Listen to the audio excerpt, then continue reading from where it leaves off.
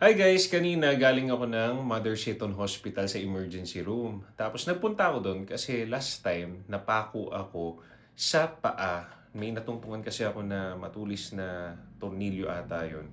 Tapos, syempre, for safety, kailangan magpa-anti-tetanus shot pa rin ako.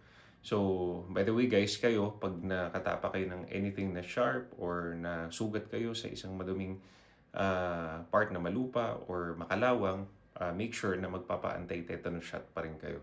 So, to cut the story short, pumunta ako ng emergency room. Tapos, inasikaso ko agad doon. Tapos yung nagturok sa akin na nurse, bago siya magturok, and after siya magturok, nagsasorry siya sa akin. Dalawa yung tinurok sa akin eh. Isa dito, tapos isa dito. So imagine nyo, hindi niya kasalanan, trabaho niya na turukan ako kasi hindi niya naman kasalanan na masasaktan ako dun sa turok kasi kailangan kong turukan ng malaking karayom.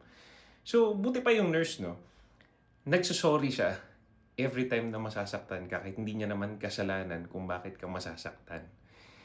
Yung partner mo, bakit kaya kasalanan niya na nga at alam niyang nasasaktan ka dun sa ginagawa niya, hindi na nga siya nagbabago. Hindi pa siya marunong tumanggap ng pagkakamali niya at hindi niya kayang mag-sorry sa'yo kahit kasalanan niya.